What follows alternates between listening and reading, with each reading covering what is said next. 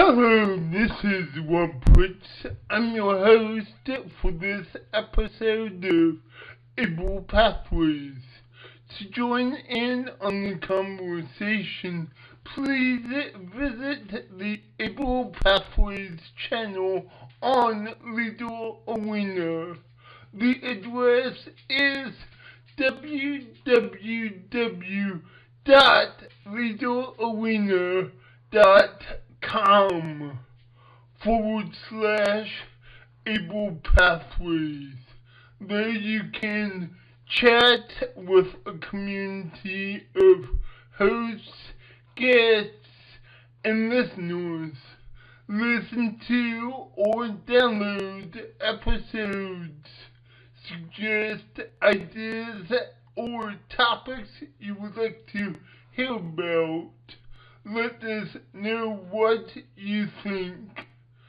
Or find our blog and video blog posts and our newest shows.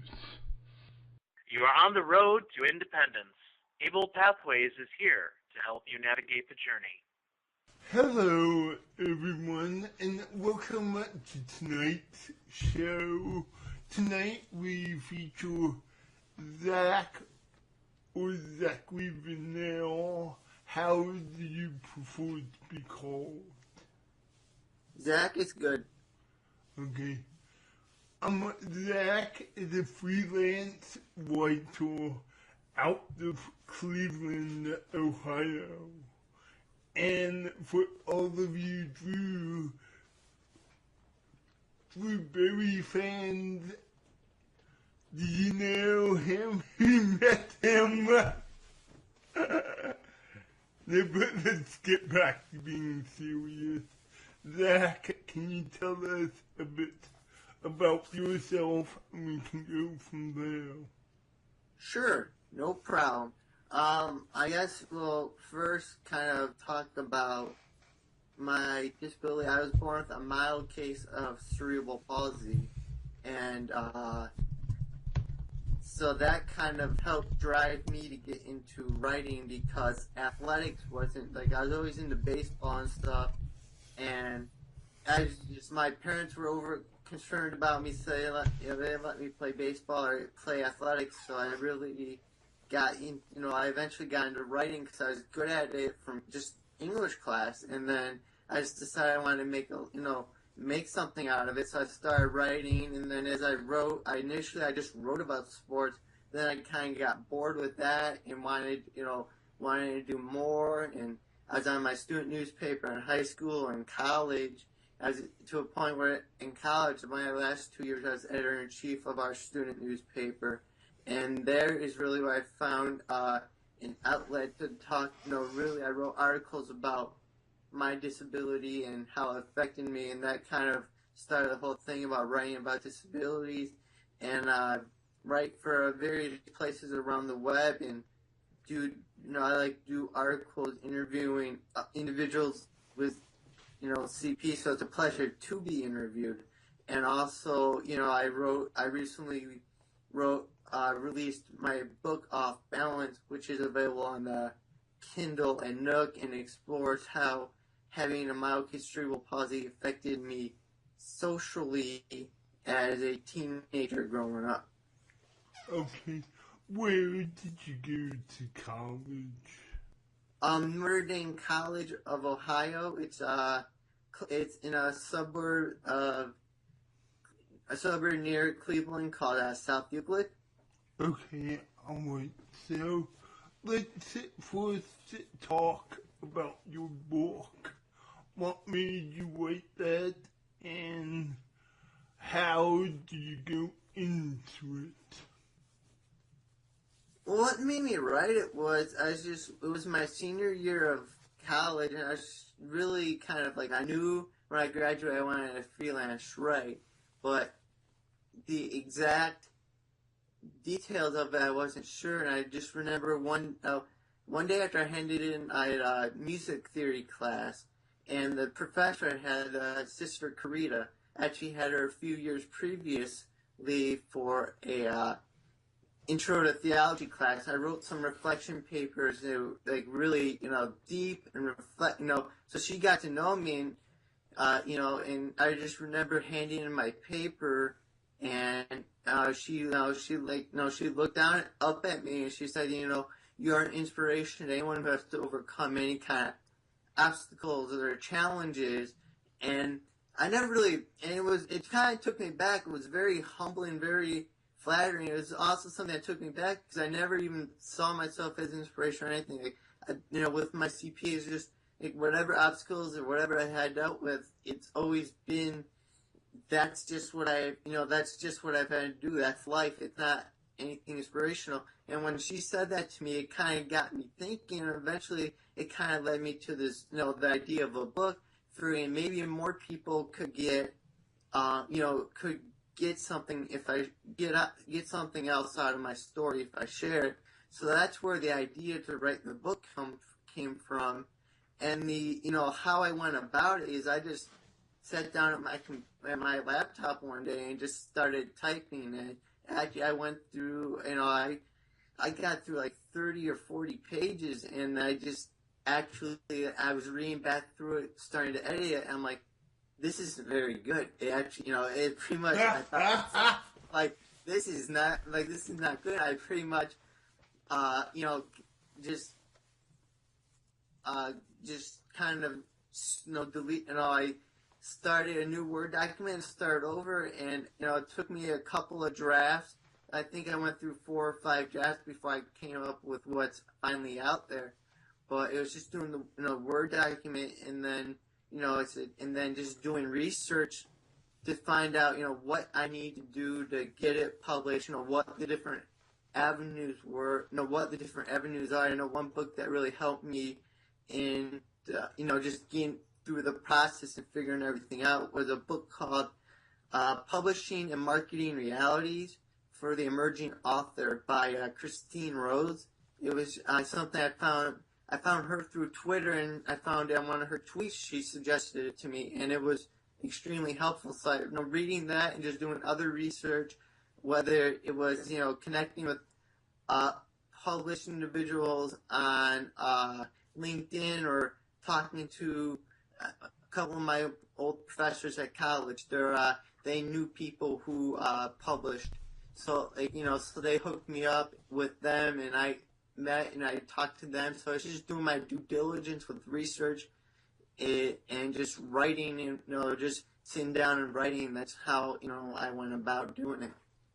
Okay, and are you self-published, or who is your publisher? Yeah, I'm self-published. So that was one of the things I kind of took out of Christine Rose's book was, she looks into all the different avenues to get published, and I just really felt like, for what, if you want to land like a big time, publisher, it's a lot of effort, and I'm not, and it's, don't get me wrong, I'm not lazy. I'm not saying I didn't want to put through the effort, because, self-publishing is just as much effort, if not more, because you have to carry that all the aspects on your back and do it. So if you want to be successful, it takes a lot. But I just felt like after reading Christine's book that this, self-publishing was the route to go for me. And as a self-publisher myself, I really enjoyed Dan Pointer. I think he's one of the top self-publishing gurus in the nation. But can you tell us a bit about what's in the book? Sure. What's in the book is it focuses on teenage life with cerebral, focus on my teen years growing up with cerebral palsy. I was in, the mainstream classrooms, because, I had, my, disability is, physical level kind of deal. And I was in a mainstream classroom. I didn't really, at the time the internet wasn't big, so it's not like you could go on the internet and, and hook up and, meet other people with disabilities. So I really felt like, very isolated in that, and, just kind of like, because I try to hide, basically what it talks about is I try to hide my disability so I could be normal. And I know for your listeners, you can't see me doing this, but, with the word normal, I got quotation marks with because, truly what is normal. But anyways, so I would want to be normal, so I hid my disability, and it just, it was something that affected me,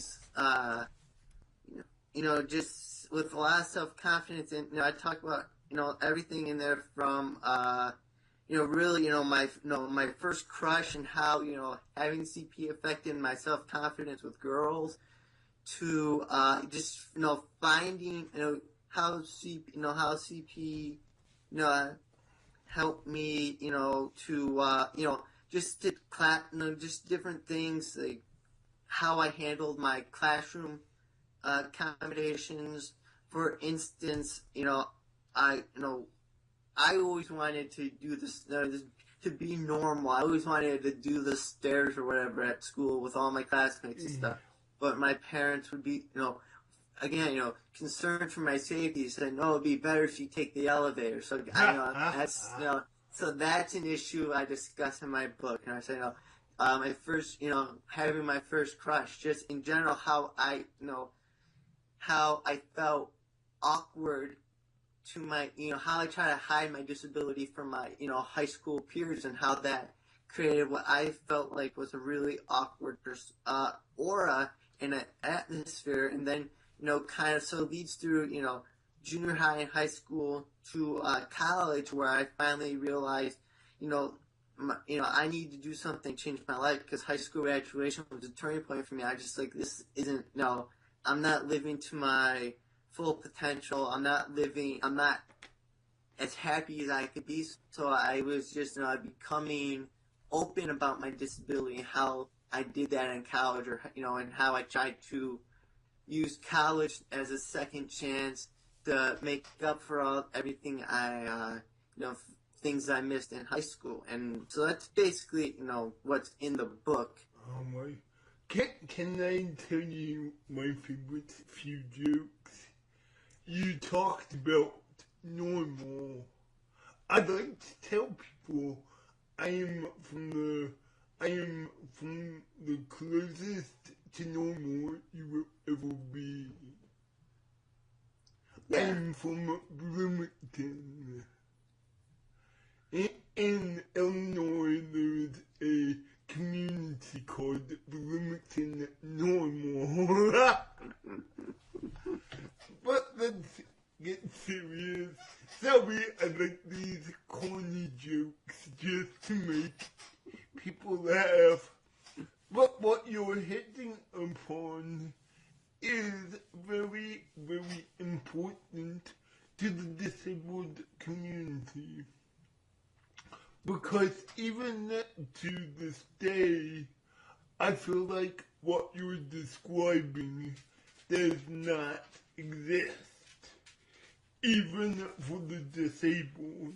And that's why we have formed Able Pathways, to have stories like yours to encourage others to make a difference. Because when we grow up, we don't grow up with people with other disabilities, and it becomes difficult to associate. I also think it's important to, it'd be good to have, other people with disabilities to kind of, it'd be something where you could, talk to them about things you can't talk to other people about. But it's also important that, that you, even if you don't have that, people with disabilities are integrated in the same, in the same classroom, in the same society, and, dealing with, able-bodied individuals and everyone. Because, I think, as very much as I feel like, my book is something others with disabilities can relate to and might help them and help empower them and inspire them through my story, I think it could equally help someone with, an able-bodied person who is like, oh, I never really thought about what life would be like in the shoes of someone who has a disability. But it's really important, I think, to have it both, So you need to have that, the able-bodied, disabled, having that inclusive environment, because that's going to be how, we continue to, disability, the word disability, it projects negativity with this, without ability, which is really not true. It's, I'm not super sensitive. Someone says disability, I don't get offended. I don't go, oh, wow, I'm mad at you now because it's not it's just the word. We put the power in the word. But, we really, I'm sure what you've talked to others through able pathways is really the same kind of thing, is to show that disability and change that meaning so it's differently able, so people can see that, hey, it's not without ability, it's just, you have to change, change kind of like, the ways you do something, but, you're still full of ability, and that's not gonna, you're not gonna be able to show that to others unless you are in the same community, in the same inclusive community as each other. And you want to know how I see disability?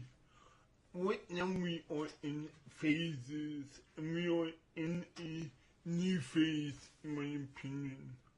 Back when I was born, the goal was to get us out of institutions and get us educated. Well, now we have a population that's been educated, and now we have to take it to the next level.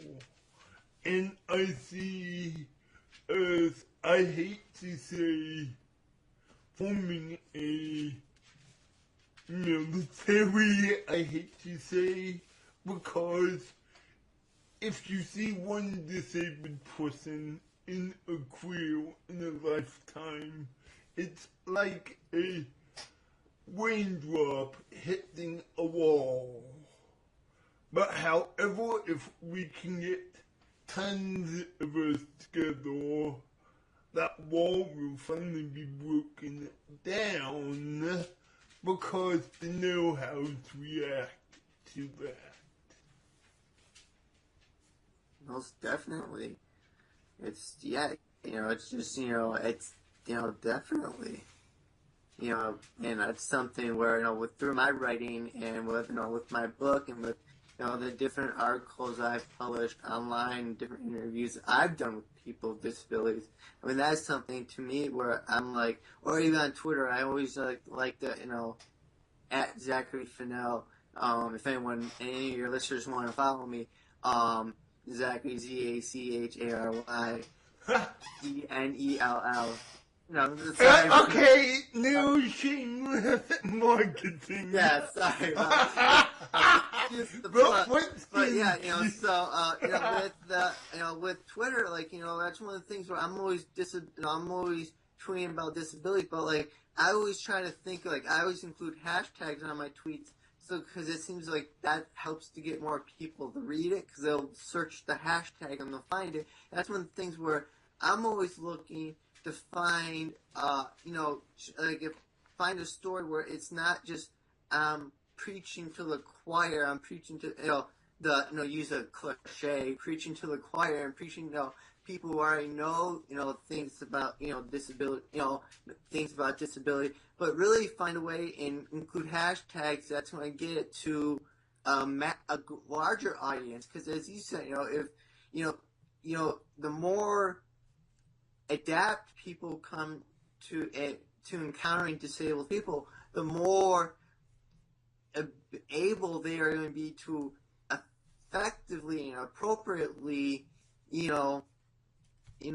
interact with them.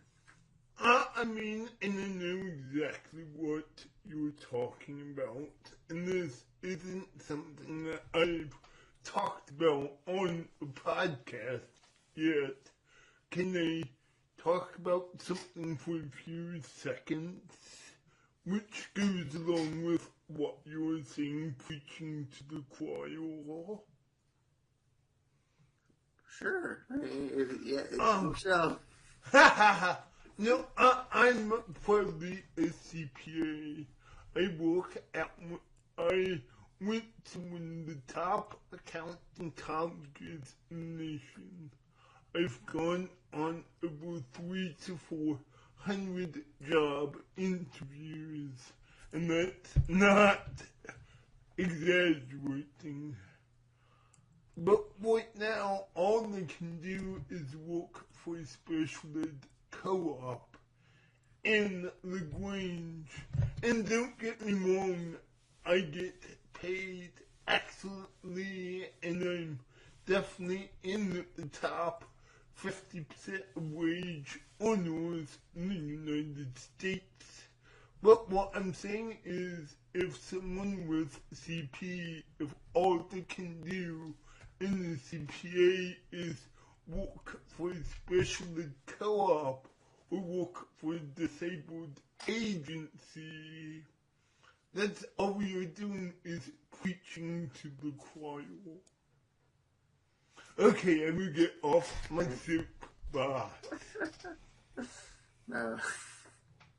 I don't think you're that bad. You're not really, it's, it just goes exactly, I think that's why it's so important to get all the different stories out there. And like a medium such as yours is so, Able Pathways is so important because there are so many great stories out there that people just don't realize it. And it's really like, I know one that's personally, one of my personal favorites is, Rob, have you heard of John W. Quinn? I had him at the show guest a year ago. Yeah. So you can Google that. He's an incredible story, and that is something where I feel like, the more, the more you can get someone out there, the better, the more stories we can get out, the better it is for everyone.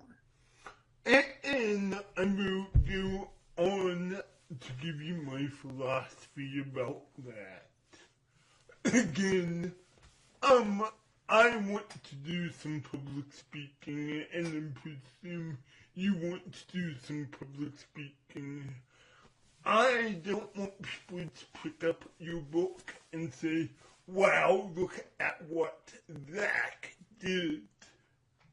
I want a person to be able to pick up my book, to be able to pick up John Quinn's book, to be able to pick up your book, to be able to pick up Keep On Keeping On, and the multiples of books, and suddenly it doesn't become, look at what they did, it becomes, wow, look at what I can do. Oh, definitely. For sure, with my book, that's why I try to really aim with with the reader. I really want, I was really hoping that, while yes, it's about me, like, I really emphasize the part, well, it's about, how cerebral palsy affects you socially as a team, and not so much as, yes, because it's about me, but, it's also, like, I really want it to be about the reader. I want, just like you said, I want the reader to be like, what can I do? I want, just the way John Quinn, like, he awed me the way he was able to, I read his book, Someone Like Me. I was awed with the way he, was able to keep his CP hidden from the Navy for so long. And it was one of those things where it's one of the things that, wow, I can't, look what John did, but it's also something where it's something where it's what, wow, look what I know, like, it motivated me that much more with my book, and it motivates me that much more with, all my disability advocacy, efforts. And, Yep. I hopefully with my book, though, the way it's written and the way I geared it to be written, the way I wrote it, I hope, the readers feel that it really is written in a way that helps to empower the reader and not just me blabbing on about my life story as a teenager. Yeah. But there were some interesting questions that I would like to get into with different people, but today is not the day. But how do we deal with dating and relationships? I see so many people with CP that are single and I wonder why. Or disabilities in general and I wonder why. How does someone in their teenage years plan for the future? I talk a lot about the road of independence, but what exactly is the road of independence? For you and me, Zach, it might be for one thing. For someone else, it could be something else. And the more people we educate, the better our lives will improve at the same time.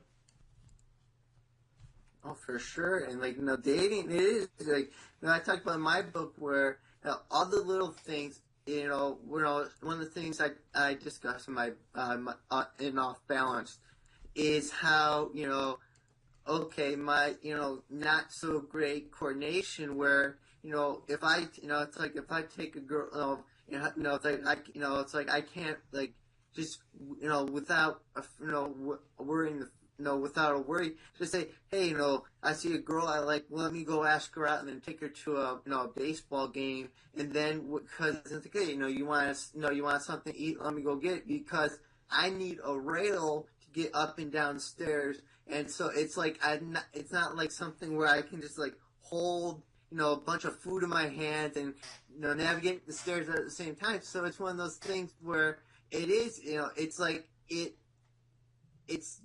it's difficult in that fashion because the way I look at it is I'm not it's like sometimes I don't see my like I can't do everything I feel like an ideal boyfriend would be able to do, but it's so much more than those like those stereotypical roles that it's the person that the person you're dating, and if this is self-boasting or through doing what I do, I feel like I'm a pretty awesome person. So so it's just like anyone, any girl will be lucky to date me. And so, but for those of you at home, you're not seeing the sign above his head saying, single, single.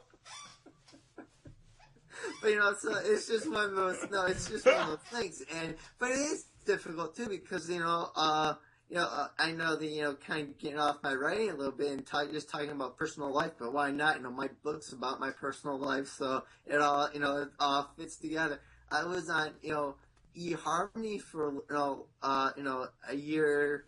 And it was difficult because it's like, at what point do you disclose your disability? I noticed that if I put it, the easiest thing to do is just to put it straight out there somewhere in your profile. But you do that, I notice you're gonna have, you get less people interested. So, so it's, and that question goes, why is that? So it's one of those things where it's an issue, and it's how do you cope with that issue, and just. I mean, let me stop you right here and say that for people out there, this is a topic we want to talk more about. So could you please send me a note through the website or on our fan page on Facebook so that we can have people begin to talk about that. Okay.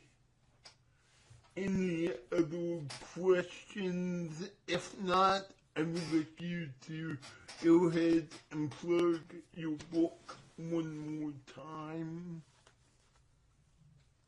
Alright, yeah,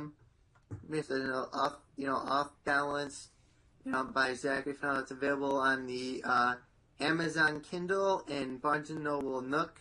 If you don't have an e-reader, you can, your Kindle and Nook both have apps you can download on your PC or probably your smartphone, and you can read it on there if you really want to, read it. I do plan to eventually release a paperback version, so maybe I could come back on your show when I get that done.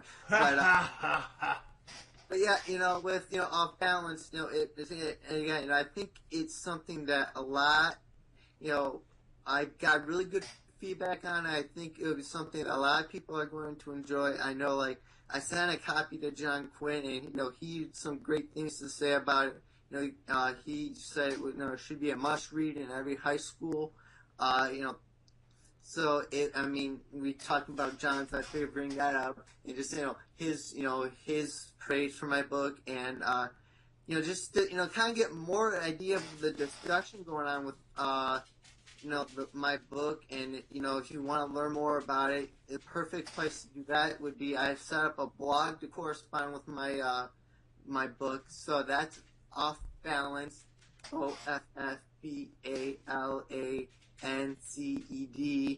.wordpress.com, and so that I've been updating that with the reviews that keep coming in, and just kind of giving more insight into what my book is. So if those of your able pathways listeners are interested for more information, they can check that out. And then there's links to my website, ZachFenell.com, and then my Twitter and everything from there. And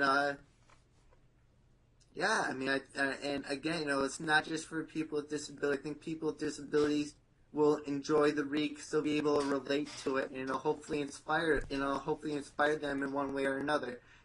It's with I think parents of teenagers or of future teenagers will enjoy it because it might give them a unique insight into what they might deal with their kid and help them along with that. I think, able-bodied people, will like it because, it gives them a unique perspective of, how many people, able-bodied people have thought about what's it like to have a disability.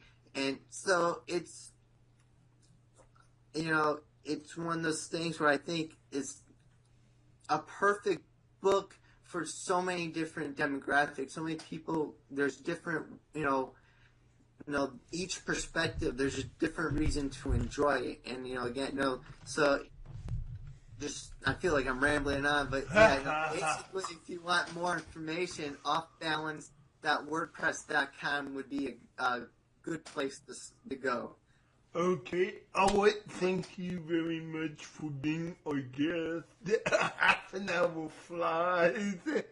And I will talk to everyone next time on the next episode of Able Pathways. Thank you very much.